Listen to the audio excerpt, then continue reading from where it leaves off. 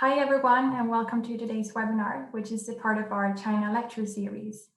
As Ebba just said, my name is Frida Lindberg, and I am a junior research fellow here at ISDP's China Center, and I will moderate this webinar. Today we will dive deep into climate change and more specifically China's role in climate change. We are very delighted and happy to welcome Karl Hallding as the speaker for this webinar. Karl Hallding is a senior research fellow at Stockholm Environment Institute. He has extensive experience from international cooperation on environmental issues, with a focus on the growing global importance of China and other emerging economies. His current work involves analyzing the changing dynamics of geopolitics and sustainable development and conducting scenario analyses of environmentally related opportunities and threats on a global scale. We will start today's webinar with a presentation by Karl, and then we will move on to a Q&A session with the audience. If you have any questions that you would like to ask, please ask them in the Q&A function here below. You are more than welcome to ask questions anytime during the webinar. Some questions could be asked or answered already during the presentation. Without further ado, I would like to give the floor to you, Karl.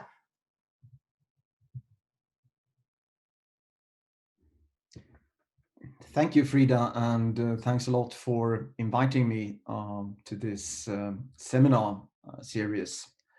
And I think it's quite timely, of course, to discuss China's role in general terms, and particularly maybe in climate change and sustainability, as the Chinese National People's Congress is going on, and we're of course looking at the 14th five-year plan and to what extent that will show some new directions for China to meet its bold promise to be net zero on carbon emissions by 2060. But these are topics that we will touch upon here during the seminar. And as Frida said, you're more than welcome to ask questions and already during the seminar. I'm happy to pick up on clarifying questions during the seminar to get things a little bit more interactive and lively. And then bigger questions we will save to the end of the seminar, to the Q&A session. So feel free to write up your questions as we go.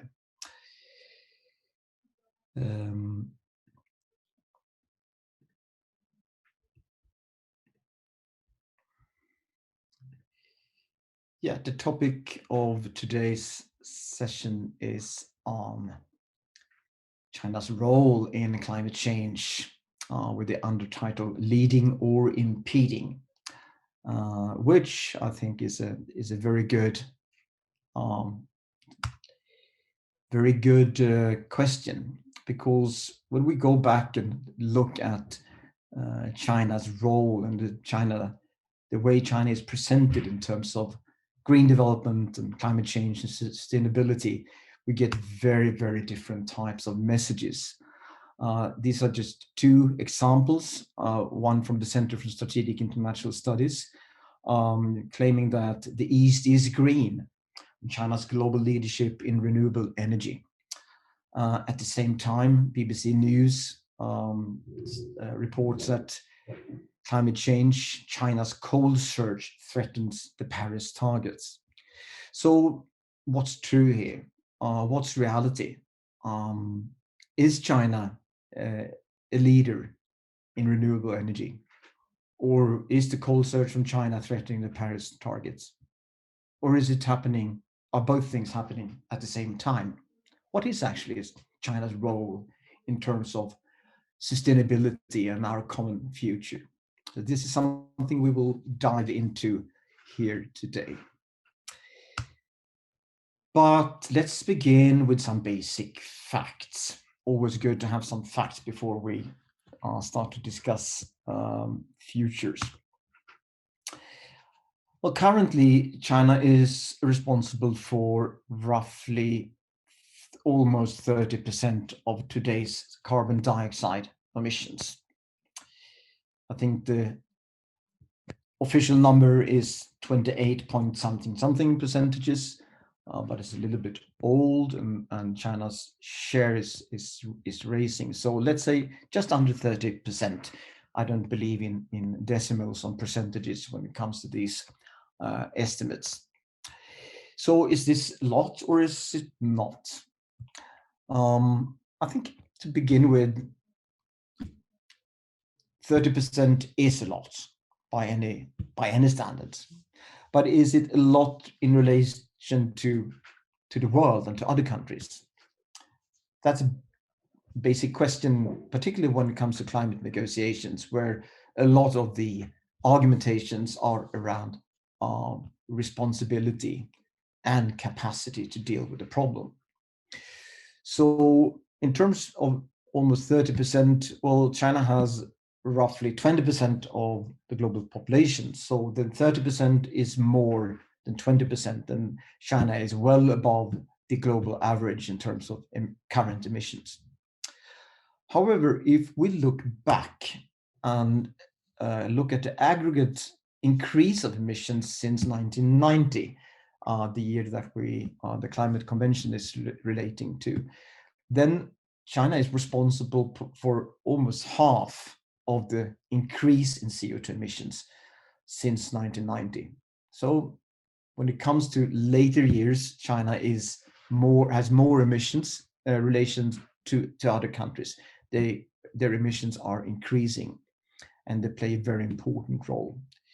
If we look back just at this millennium, it gets even more pronounced, with almost 2/3 of the increase in global CO2 emissions in the 2000s are coming from China.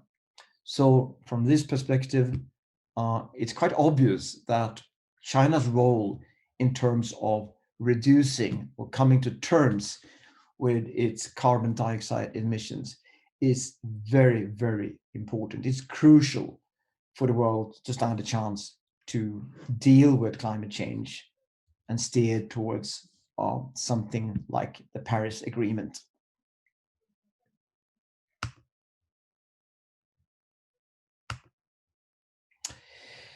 Another very important question when it comes to particularly discussing the responsibility is the per capita emissions. So what about comparing per capita emissions in Europe and in China? This is what it looked like in year 2000. Europeans had a much heavier footprint than China, 8.6 tons per capita for the average European, and only 2.2 tons per capita for the average Chinese. But then, as you saw in the 2000s, China has been responsible for 2/3 of global increase in carbon emissions. And by 2017, it looks like this. The average Chinese is actually emitting more carbon dioxide than the average European. And quite interestingly, when we worked on this before the COP15 in Copenhagen, the big climate summit in Copenhagen in 2009, and we looked at carbon dioxide emission trajectories for different countries, comparing them based on different type of policy options. No one foresaw that China would surpass Europe before 20, sometimes well into the 2020s. Actually, China surpassed Europe already in 2013 in terms of per capita emissions. And this type of shift in terms of total emissions, in per capita emissions, it also reflects a shift in the burden of responsibility. So quite obviously, China has a much harder time to argue for being a poor developing country that should be allowed to have high emissions because they are developing. That kind of argumentation is hollowed out by this type of developments, such as per capita emissions.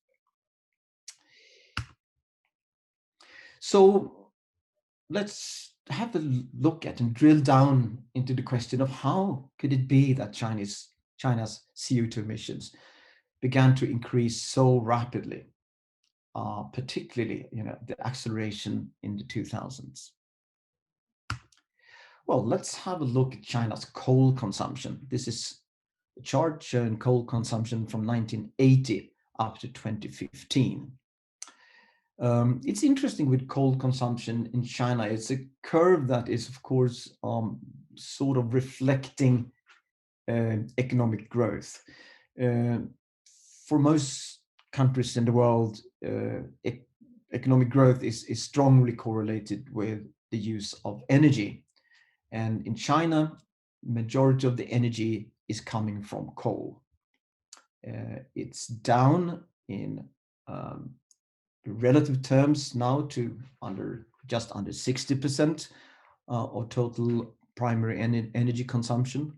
But you could easily say that coal has been playing the same role. Cheap coal, or access to cheap coal, has been playing a similar role in China's development as access to cheap oil played an important role in the development of the global north. So if we look at this graph, it shows actually three different stages. One stage up to the beginning of the 2000s with a slower increase of the coal consumption. We should remember that economic growth here was averaging 10% per year throughout this period, apart from the later years from 2011-12 and onwards. So, and then there is a much steeper part of the curve from early 2000s up to about 2012, and then it's going down a little bit to 2015. So it's three clearly interesting parts of China's modern economic development pathway. So the first part here represents up to the early part of the new millennium, represents a time when Chinese development was mainly in light industry, labor-intensive industry, which did not use very much energy per unit of output. But what happened then in the early 2000s was that China switched from this type of labor-intensive industry, which I think many people think that China still has this type of energy, but it switched rapidly to this type of industrial development, heavy manufacturing. And it all began around the turn of the millennium. And it has changed China entirely, and it's changing the world, this development. And I think very few are actually knowledgeable about the size and the sheer size of this industrial development. So let's have a look at one important pillar industry within heavy manufacturing, steel production. So this is global steel production from 2000 to 2012. And we see that it's almost doubling from about 800 million tons per year to almost 1,600 million tons per year. And watch now. This is China's share of that. So apart from China, global steel production has been at steady state for the past, for these 12 years in the beginning of the millennium. And a majority of that doubling of production capacity has happened in China. So China has built almost as much steel production capacity in 12 years in the early 2000s as the whole world had by the shift of millennium. So this is unmatched in history by any country, this enormous, monumental buildup of heavy manufacturing capacity. And heavy manufacturing is very energy intensive and thereby also carbon emission intensive, particularly in a country like China, where energy is predominantly coming from coal. On top of that, many of these industrial activities, such as steel, also goes for cement, is emitting carbon dioxide in the production process. So it's not only a problem of energy use, but it's also a byproduct of the industrial manufacturing processes. Let's zoom in and look in a little more detail on what happened from 2000 to 2007 in steel production. Production tripled in these years in China. And at the same time, exports tenfolded. And China actually went from having been the biggest importer of steel in the world by 2003 to becoming the largest exporter of steel already by 2005. Of course, this is reflecting the fact that China took on a lot of increasing part of global production. But what many people do not know is that this is largely driven by subsidies in China. So at least 30 times, or 30-folded in this period. Now it's hard to calculate subsidies. It could be a lot of different things. It could be cheap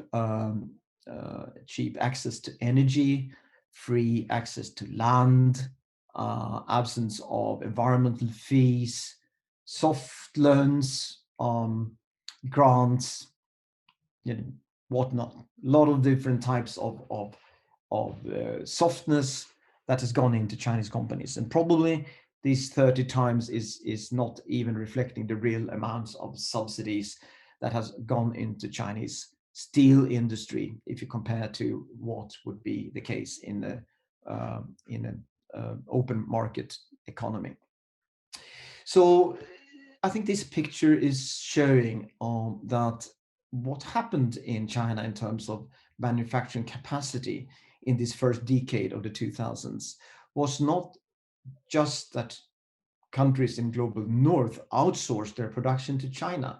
No, China pulled that production by subsidizing a massive build out of heavy manufacturing capacity. And I think this changes a bit the argumentation around who is responsible for the emissions. Is it the producers or is it the consumers?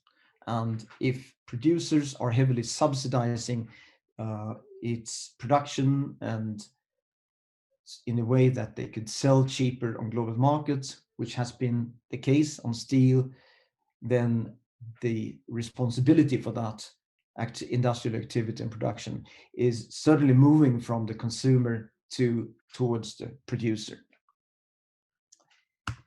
So let's move on. That was a snapshot of the monumental and matchless development of Chinese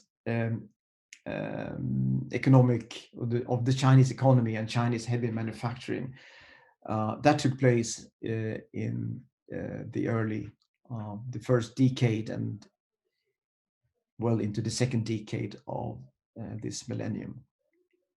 So if you look ahead now, what are China's intentions? Where are China going? Where are they heading? And could we trust their intentions?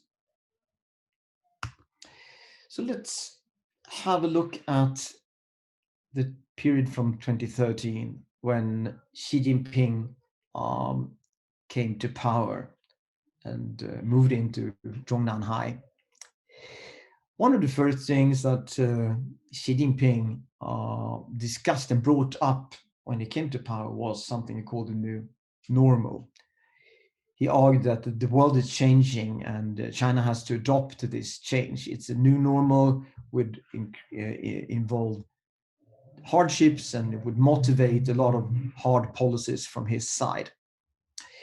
So he's pointing to the future here But while doing so, he's also pointing to the past. There is an old normal that has been coming back, mixing in with the new normal.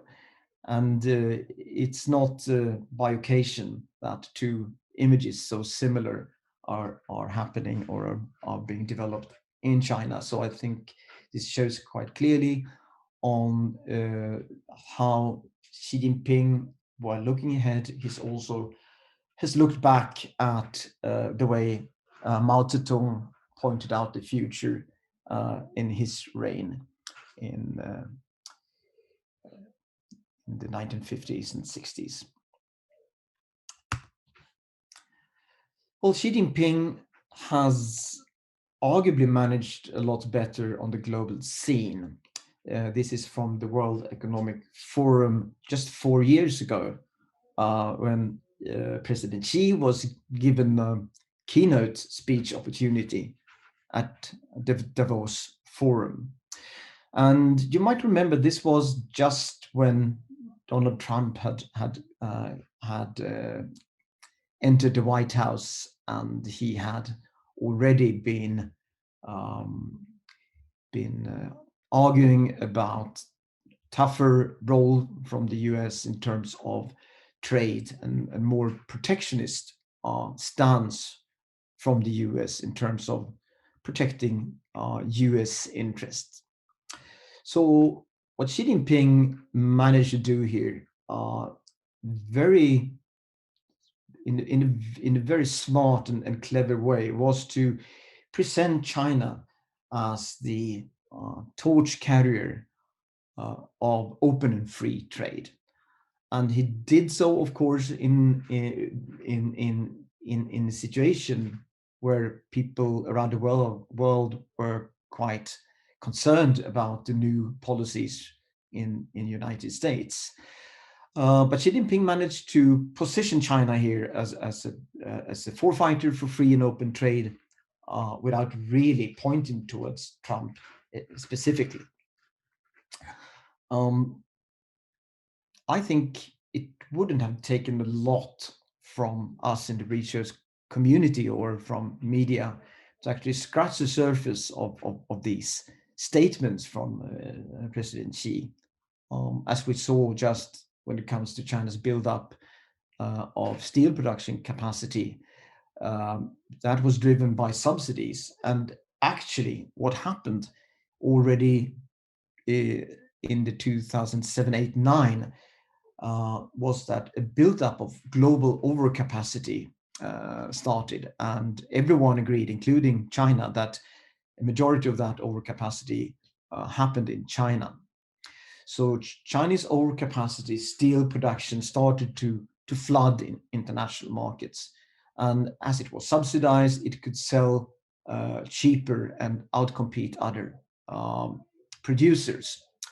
So China has not really been in the forefront of fair and open trade when it comes to its exports.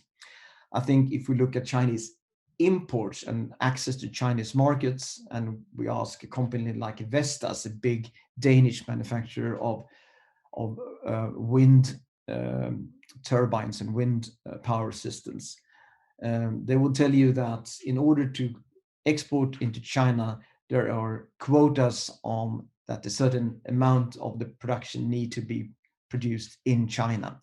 So not really an open markets in China for international competition either. But he managed to sell China very well here as a leader and a positive force in global trade.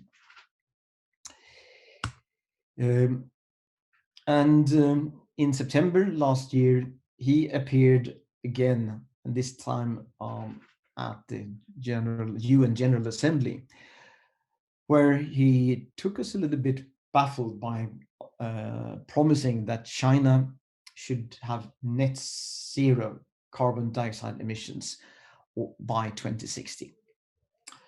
And again, many spectators around the world pointed towards China as a leader, this was a bold statement, a very forward-looking, bold statement, from the biggest emitter in the world.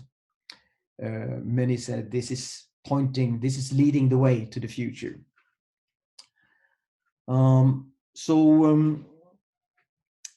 What about net zero emissions from China? Is that really realistic?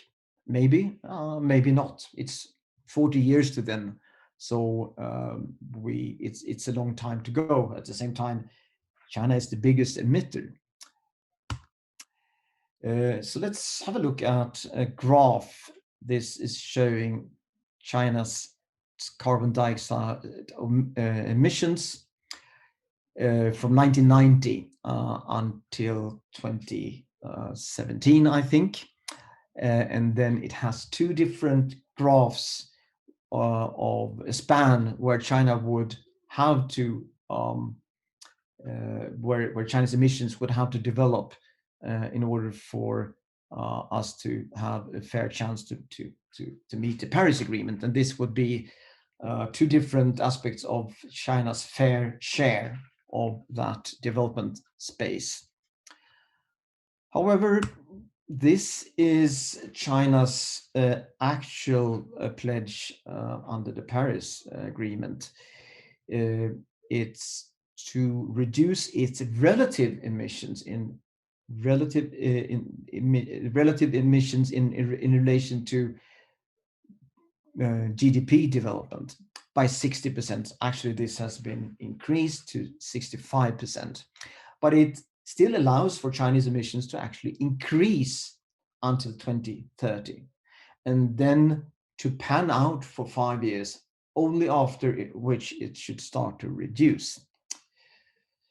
That, of course, means that China will emit a lot of emissions from its territorial emission sources for another 20 years at least, and then there should be a steep reduction to 2060. Actually, that means still investments in new coal power plants today and in the coming 10 years. So China is deploying new coal power instead of retiring its fleet and reducing its use of coal in its energy system, at least still for another 10 years. So that's about China's territorial emissions, the emissions from China itself. So that's the kind of the part of the emissions that China is responsible for as a nation in global negotiations around climate change. However, China is increasingly active around the world, has become a global player in terms of investments in all sorts of things outside of China itself. And as most of you probably know, this is coming under the term or the pamphlet of the Belt and Road Initiative. Chinese initiative to build infrastructure in areas or corridors out of China predominantly, following the different routes, this maritime Silk Road along the coastline in Indian Ocean and down to East Africa and through the Suez Canal into the Mediterranean and Europe, and the overland routes, the belt routes through Central Asia, different types of routes. So what is this Belt and Road Initiative? If you listen to Xi Jinping, the Belt and Road Initiative is green, healthy, intelligent, and peaceful. It's an offer to the world from China for sustainable development and to offer development opportunities for underdeveloped parts of the world. And if you read Chinese media, the past 5, 6, 7 years, it's very clear that the Belt and Road Initiative it's supposed to boost what we call green development. So now, what is this in reality? So let's have a look at the Belt and Road Initiative. Now, first of all, we should say that green development is, of course, something very real when it comes to Chinese development. China is by far the largest market and the largest producer of components and systems for renewable energy and low carbon infrastructure systems. A lot of good entrepreneurship in China has gone into developing and cutting costs on these types of components and made it possible for people around the world to invest in solar and wind at lower prices. So this is really something that is born out of thrift and ingenuity among Chinese entrepreneurial companies mostly. But so let's go back then to the Belt and Road Initiative and focus particularly on something called the China-Pakistan Economic Corridor that connects the ports of Gwadar and Karachi with Western China. So this is an important corridor for China. It's been incorporated into the Belt and Road Initiative. It was not a part of the initiative from the very beginning, but it's been incorporated. It's about $50 billion of investments from China going into this development. And what is it? What kind of development is it about? Well, it's about to build a transport corridor. And that transport corridor goes over very high mountains, 5,000 meters high. So it will require a lot of energy to transport things along this corridor. So what kind of energy backbone is being built here by China? Solar, wind? No, actually not. These are coal power stations that are spread here along this infrastructure corridor. So majority of the investments here are new coal power. And that is actually true for any type of outward investment from China. It's very heavy on not green, but what we would call brown infrastructure. These are new coal power stations that are announced in the world. As you see here, many of them are in China and others of them are in the Belt and Road Initiative and along the maritime Silk Road and along the belt of Central Asia. If we look at investment streams into these areas, these are Chinese investments, outward investments of new coal power. It's matching those stations you saw before. These are existing investments that are underway or in operation already. These are new Chinese investments that are in pipeline for being built in the coming decade. Actually, China is dominating, is the dominant investor of new coal power, of international funded coal power around the world. Well over 60% of this is currently financed by China. In the future, if you look into the future, it's more than 80% of internationally funded new coal power is financed from institutions in China. Largely coming from Chinese development banks like the China Development Bank and the Exim Bank of China. We are doing research on this particular in outward investments from China in the power sector. Because we were interested in understanding better how are these investments matched up with the promise of green, healthy, intelligent, and peaceful investments, and the promise that that Belt and Road Initiative is boasting green development. So these are aggregate number of Chinese outward investments in the power sector, and you see here very clearly that coal power is dominating. Hydro is big as well, and that's arguably renewable, but it's also a very contested type of investment with many negative effects on development. Third biggest is gas, another fossil fuel. And then wind and sun is actually just a fraction of these developments. Arguably, they are increasing as a share of outward investments, but it's dwarfed by the total aggregate investments in coal power. Now we're contrasting these numbers of outward investments from China with a study we've done on so-called content analysis on Chinese language, English, Chinese, and international media, and how they are describing these types of investments. So it's looking at media entries that refer to outward investments from China.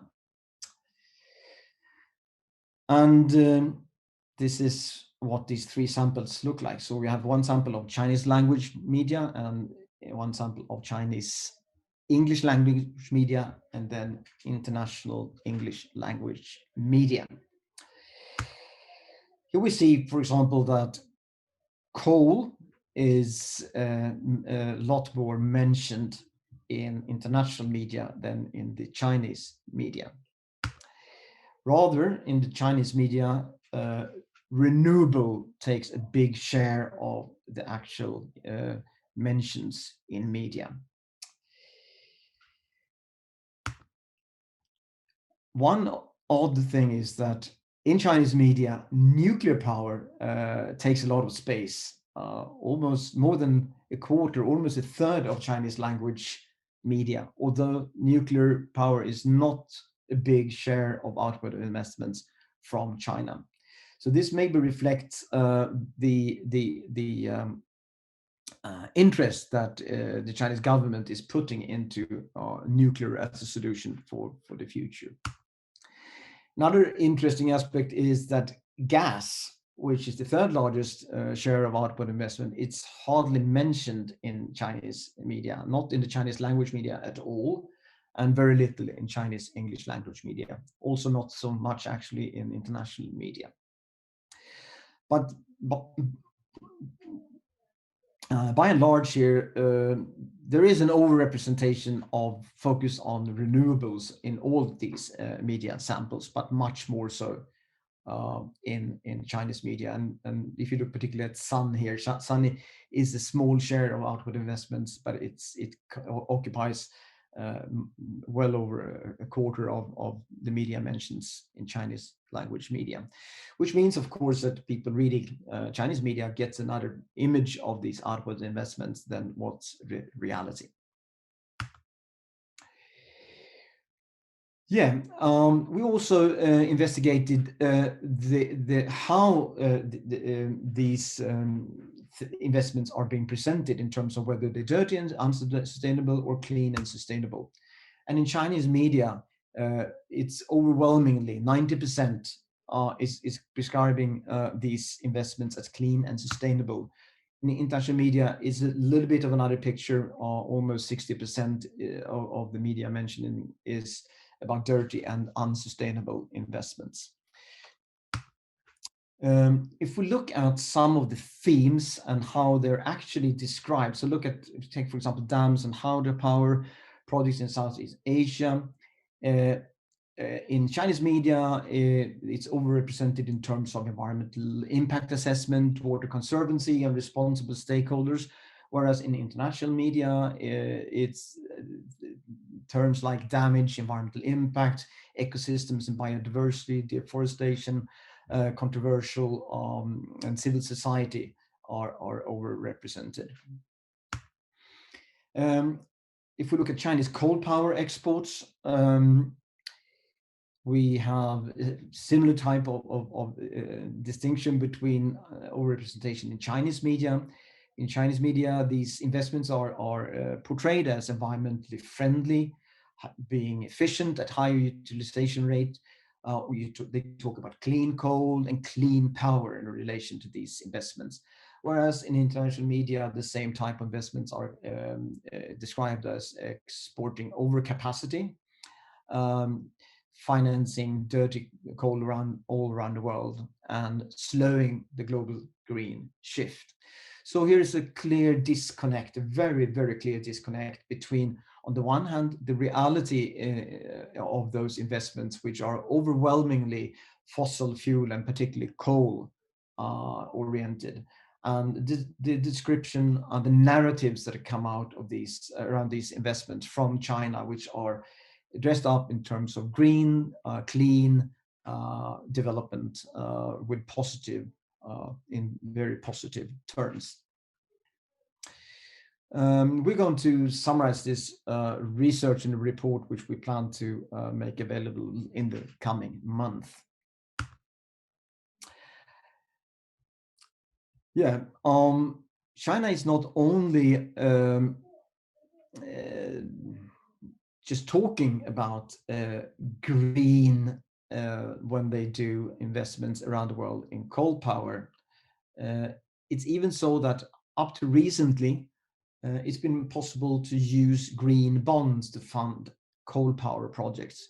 This is changing now, but it's still very much so that so-called green bonds in China could be used for things that we would normally not consider as being green. When we talk about the term the green and what we mean by green or green development or green investments. And I think this puts the finger at an interesting change of an interesting way that Chinese authorities and the Chinese regime is using terminology that we think of as having a certain value in an implication, but which in their in their language it means something quite different often. And this goes beyond green, and there's a lot of other terms that are being changed like that as well. Should come back to that here a little bit later. So although the Belt and Road Initiative is arguably an investment package that is spreading not so very green development, actually quite brown development around the world, supporting poor countries into building coal power based energy systems that will lock them into dirty energy for the coming 30, 40 years. Still, there's a lot of international institutions that are joining China under the banner of green development on the Belt and Road Initiative. Of course, this could be good to the extent that it's possible to actually change these investment behaviors, to shift from dirty investments to green investments. But I think at the same time, it's quite interesting to see that so many international institutions, including UN institutions and global research institutions, are joining up with China on an initiative, the Belt and Road Initiative, which is actually just a label for a quite ambitious and partly aggressive Chinese foreign trade and investment policy. Yes, coming back to the how terminology is changing its value in China. It's not only green that means something different in the Chinese vocabulary. Also, other basic terminology that we use to and refer to when we talk about the fundamentals of global development, such as human rights, for example. That's another term which is currently being pushed by China into a very different type of description than the basic human rights that has been enshrined in the UN, that is giving the right to the individual. The human rights is something that the individual has right to, whereas in the Chinese terms, it should be based on discussions and negotiations between states. So a more state-centric definition of human rights, which is now being introduced in parts of the UN system. So I think what's play here is, could we trust China in terms of, for example, net zero 2060? Is that going to happen? Yeah, it might and it might not. But I think it is very important that we uh, actually scrutinize what China is actually doing, not what it's saying it's doing, but what it's doing, and what are the concrete plans from China for the coming uh, 10, 20 years, rather than the period up to 2060. Because we need things to happen much quicker in China and in other parts of the world in order to stand a chance to reach the Paris Agreement and to come to a more reasonable development in terms of climate change. And that doesn't allow for China to continue to release carbon emissions at an even higher level than today, as far as to 2040. So I think we should, rather than looking at 2060, we should have a focus on 2030 to begin with. And the other thing, the bigger question around the value of basic words, basic terminology. I very much recommend this little dictionary that was published by the Raoul Wallenberg Institute, the Decoding China, and you find it on decodingchina.eu. It's decoding a number of these type of terms like development, growth, and so on. So have a look at that. Finally, if you would like to learn more or read more about what we're working with, I will refer to these websites. You could Google them yourself. Thanks a lot, and over to you, Frida. Thank you very much, Karl, for a very interesting presentation. I would now like to remind the audience that you can ask questions in the Q&A function. And I can see that we already have a few questions, so I think we will start with one of those. So the first one is from David Sörme, who asks how much of China's emissions are due to production ordered by the rest of the world. And since you touched upon it, maybe you could be more specific in relation to the data that you showed in the first pages. Please. Yeah, this issue of production versus consumption-based emissions is a very tricky one, and it is a treacherous one. It's quite easy to argue and to as was done very well also by China, that they were the sweatshop of the world, that they took on all the polluting production and offered cheap products for the rest of the world. And I think there was a theory also of the richer part of the world exporting dirty production to other countries, particularly to China. Now, given the fact that it may not be really like that this shift has been driven to a large extent by Chinese active investments in these sectors. They have pulled the production to itself, and they fueled it with investments in coal power. That means that any kind of product from China will have a lot of carbon content. So whatever we import from China will have a large amount of embedded carbon, as we call it. So if the same product would be produced in, let's say, Costa Rica or Sweden with a like almost zero carbon emission energy system, there would be no embedded carbon emissions in the same product, whereas in the Chinese product there will be a huge amount of embedded carbon emissions. The total numbers I have not calculated for a long time. We did so 10 years ago, had a lot of calculations. This was a hot topic then, and we did a lot of calculations of how much carbon that was embedded and how much of for example, Sweden's consumption-based carbon emissions that were actually coming from emissions in China. Thank you very much.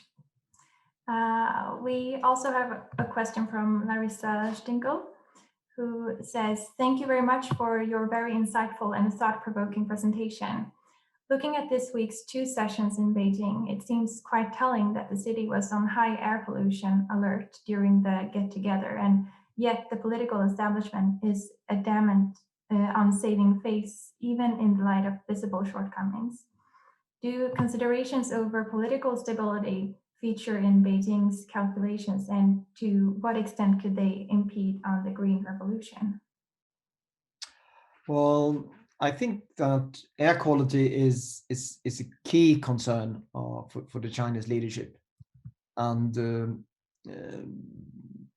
this was a very, very hot topic 10 years ago when Beijing and other northern Chinese cities had endemic air pollution problems, which were broadcasted around the world as well. And there is an interesting little piece of history here. 2008, the US Embassy in Beijing mounted air pollution monitoring device on its roof, a device that could monitor something called PM 2.5. That's a very, very small particles in the air pollution, and research of the past 20 years have shown that it's the size of particles in the air that is decisive of how dangerous air pollution is. So it's not necessarily the composition, it's the size of the small particles. So smaller particles reach deeper into your lungs and into your blood system, essentially. So they set up this air monitoring device that tweeted every hour the PM2.5 concentrations from Beijing. And to begin with, this was seen as a rogue activity by the Chinese government. But this was at a time when there was a much freer media in China. So there was quite immediately reactions in media, were voices, people saying, well, why don't we monitor this ourselves? And why should it be like that, like this? So it actually led to that China started its own monitoring systems. And when the current leadership came to power, the first thing that Li Keqiang said at the National People's Congress, 8 years ago, must have been 2013, was to declare war on pollution. So that was his main statement 8 years ago. And that meant what he promised then was to dismantle polluting activities, particularly heavy manufacturing such as steel and coal power, particularly around the Beijing region. And this has been done to a large extent. So dirty pollution, dirty industries have been moved out of Beijing, and air quality has gradually become a little bit better in Beijing. So why they have allowed this bad air quality to happen during the National People's Congress, I don't know, because there are of course well-known methods to clean the air, and for example to turn off factories, which you could do in a country like China, and then the wind will take the pollution away usually. So I'm not sure why they have allowed it. Now, you should also remember that northern China is susceptible to a bad air quality by its climate conditions. In the winter, particularly, very stable type of climate conditions with something called inversion. That means that the gradient of temperature is higher the higher up in the atmosphere you come, as compared to lower, which is the normal situation, that it gets colder the higher up you come. But when you get this situation with higher temperature up in the atmosphere, that creates a lid, and air pollution is staying under that lid, and you get it accumulates, and you get these very bad situations as China, Beijing has witnessed these past weeks. Thank you very much. I'm not sure I actually answered the question fully, because I think you also asked about the risk of instability, and I think that was precisely what Li Keqiang and Xi Jinping kind of addressed then 8 years ago by declaring the war on pollution. But it's certainly destabilizing, a destabilizing factor, and something that the Chinese government is concerned about in to a much higher degree than they're concerned about climate. Thank you. We also have a question from Aymal Shidzai, who says, thanks for a very nice and productive presentation. I think the role of civil society, mainly environmental NGOs, is also important factors to mention here. One of the negative impacts of environmental pollution was the emergence of social unrest, such as NIMBY protest against the PX plan in Xiamen, and NIMBY protest against development of nuclear plants closer to the population center. The protest of August 2016 in the city of Lianyungang by 10,000 people against secrecy and lack of their roles in the decision-making process, etc. Based on your argument, do you agree with the role of CSOs in China succeed? Well, I don't know actually.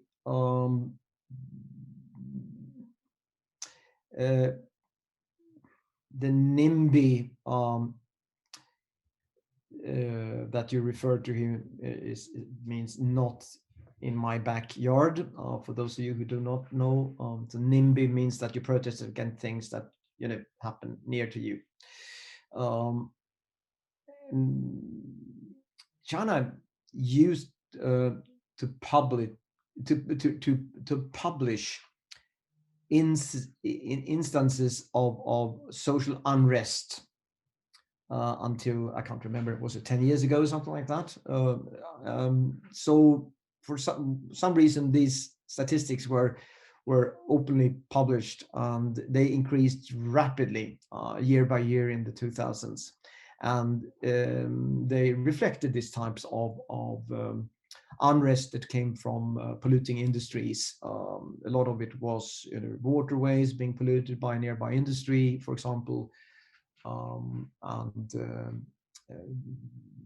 or air pollution. So I think these social unrests were really concerning for the Chinese government, and definitely, as I said before, pollution has pollution is something that people could gather around and rally around, and which could become a spark that ignites the bigger social events, I guess. But control is so much tighter today in China than it was like 10 years ago. So we don't know much about these unrests today as we used to do. Thank you. We have another question from David Sörme, who asks, are there any global societal structures like WTO, for example, with a fair chance to handle the unfair trade from China? No, it's WTO that handles that type of issues, and so there are many court cases, WTO court cases on unfair trade, not least in terms of steel production, and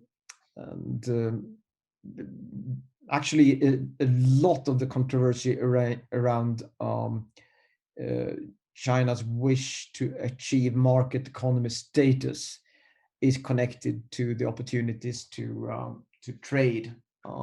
So China would have, if China had been granted market economy status, that would have opened up for even more unfair competition from China on steel, for example.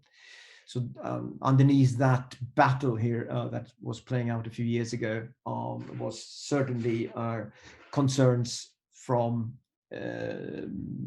producers in other parts of the world. European steel producers, as one example, that lobbied very fiercely against granting China a market economy status.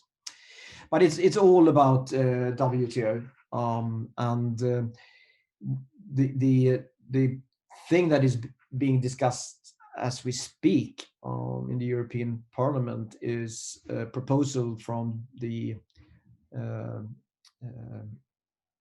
Ursula von der Leyen Commission to set up something called carbon border adjustment mechanisms. That's a sort of import levy that would be related to the embedded carbon in products from countries that allow higher emissions of carbon dioxide than what we do in Europe, and it would be related to the European emission trading system price on carbon. So that type of policy would have to be okay with WTO rules. And actually a similar type of policy is being proposed by the Biden administration.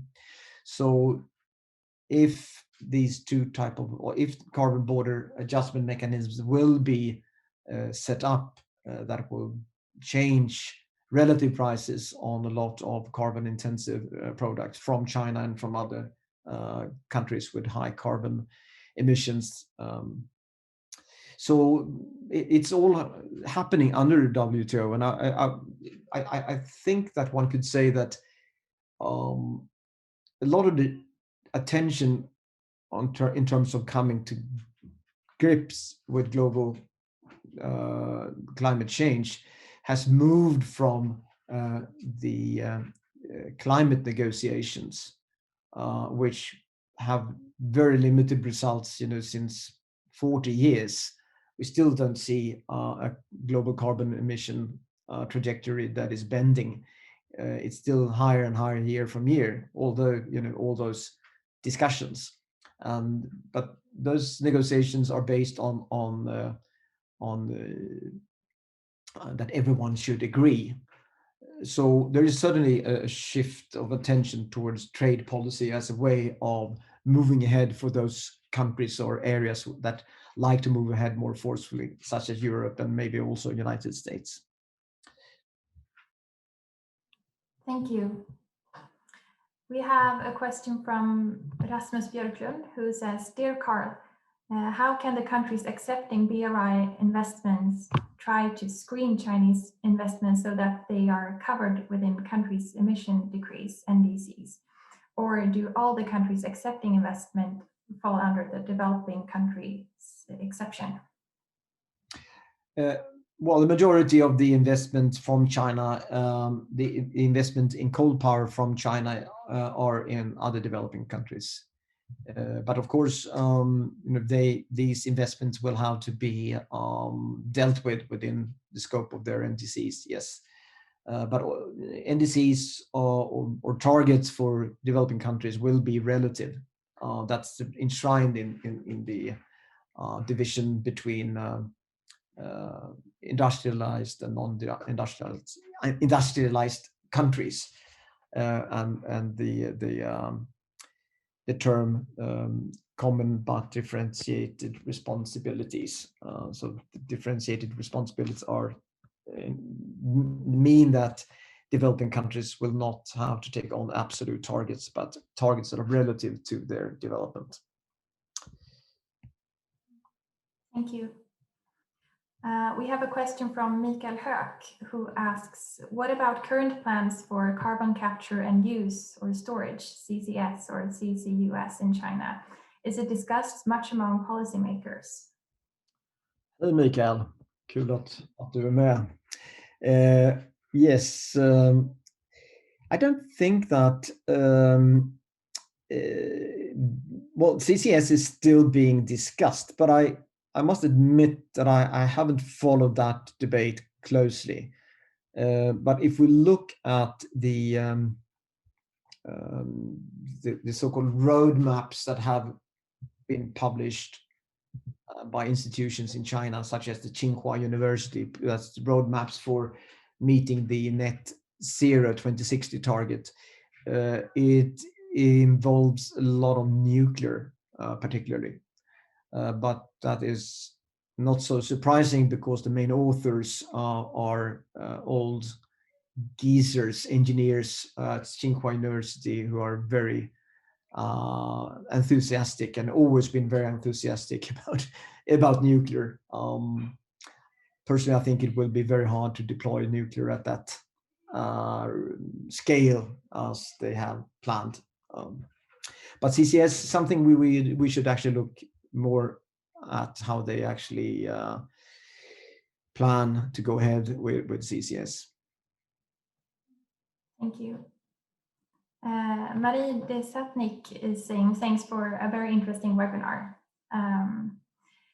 We also have another question from Larissa Stinkel, who says, the new 5-year plan does not refer to reducing energy consumption domestically.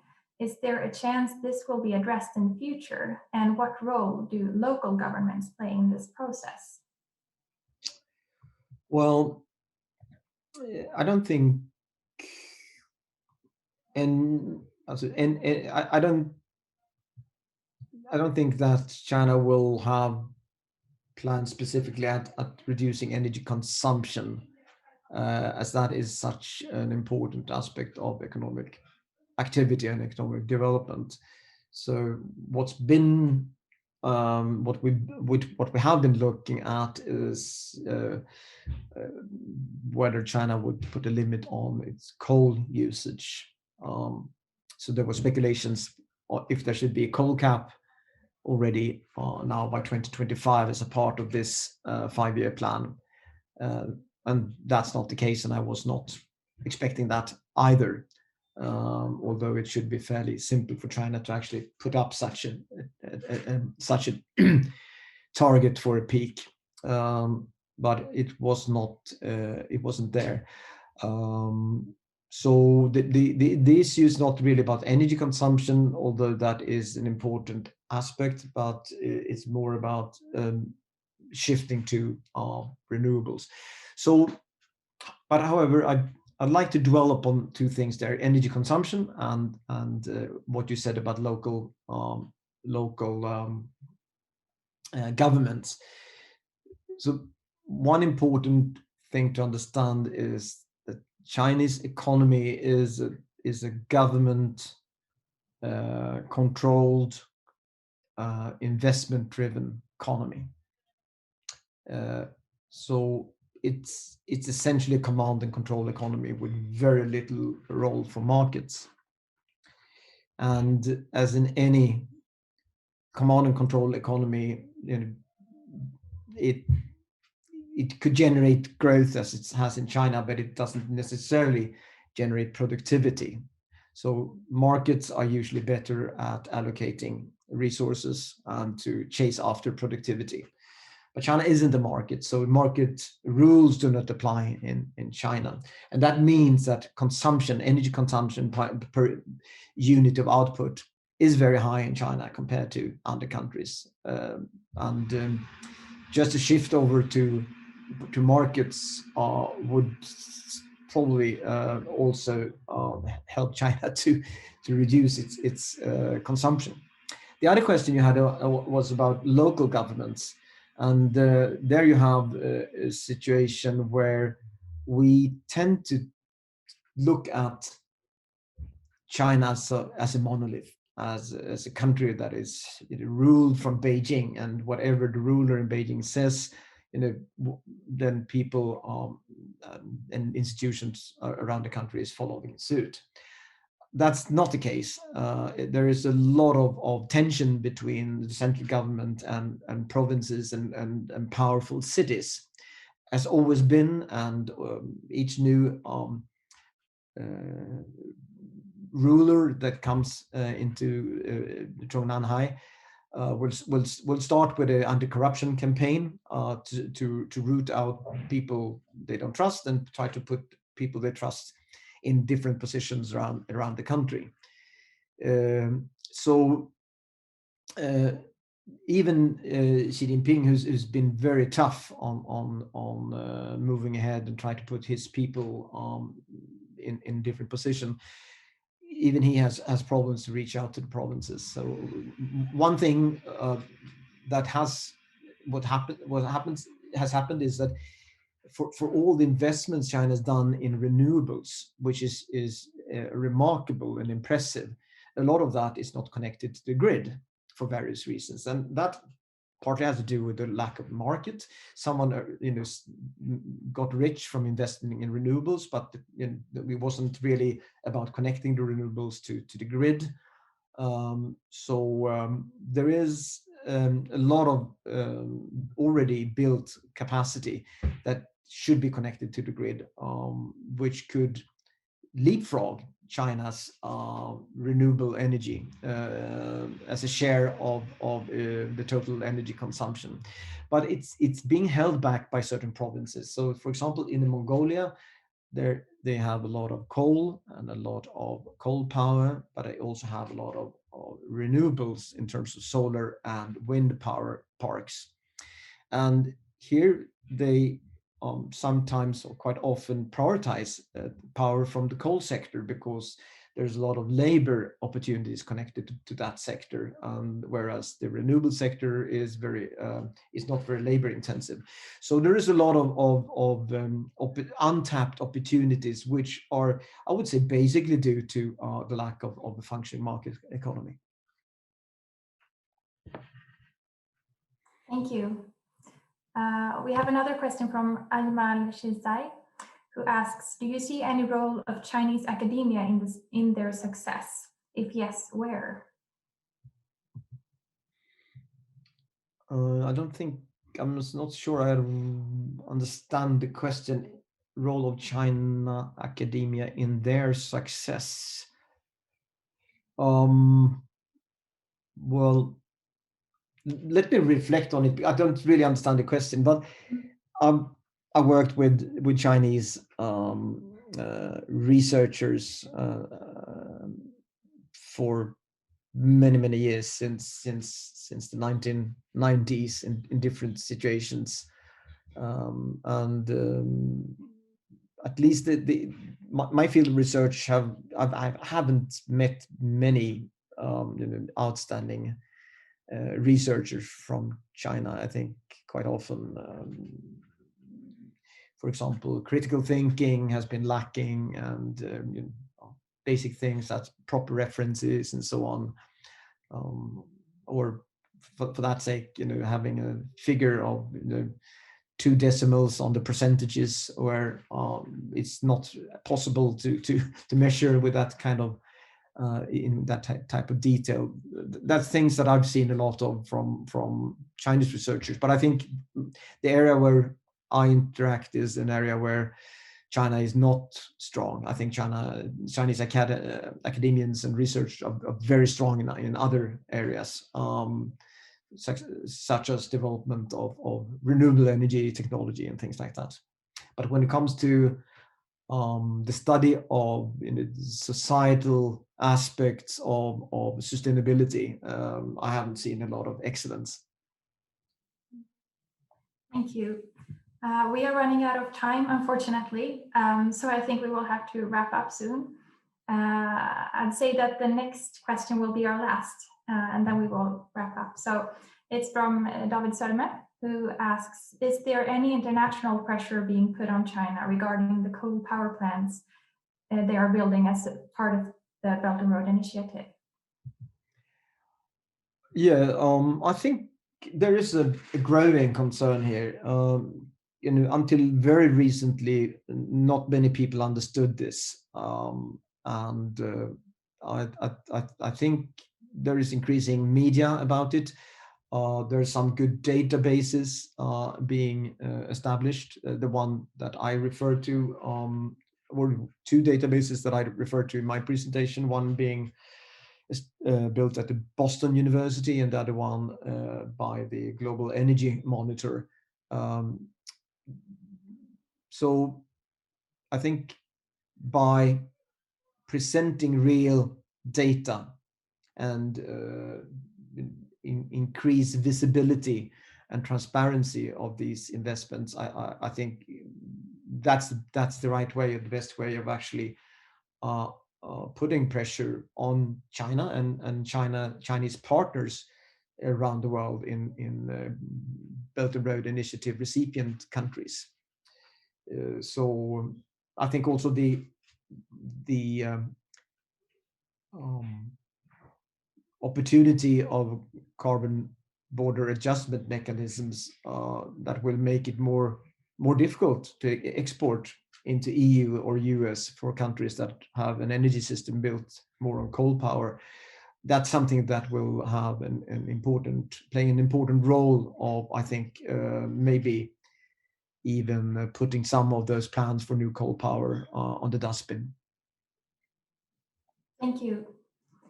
Before we end this webinar, do you have any final comments that you would like to add, Karl? No, not really. I would like to thank for extremely good questions.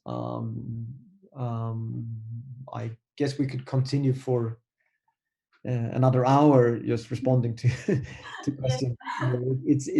It is a fascinating but deeply problematic area. But it's also an area where we have to distinguish between the role of the Chinese regime and the role of the Chinese political economy. That is none of it is really positive for driving productivity and to driving towards low carbon solutions. And to distinguish that from thrift and entrepreneurship and solutions that actually come out of Chinese companies and Chinese researchers and Chinese innovators across from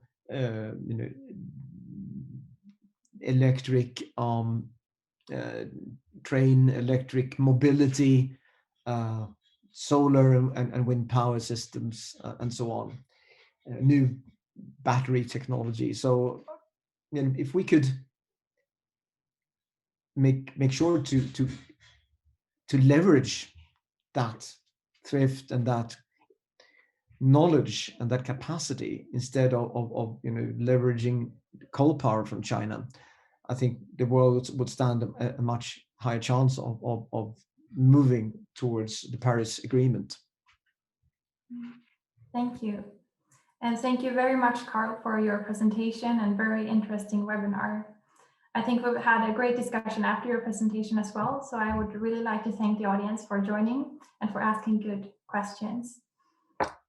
We will have more webinars in our China lecture series this spring. Until next time, take care and have a good day and a nice weekend. Okay. Thanks a lot, everyone. Thank you.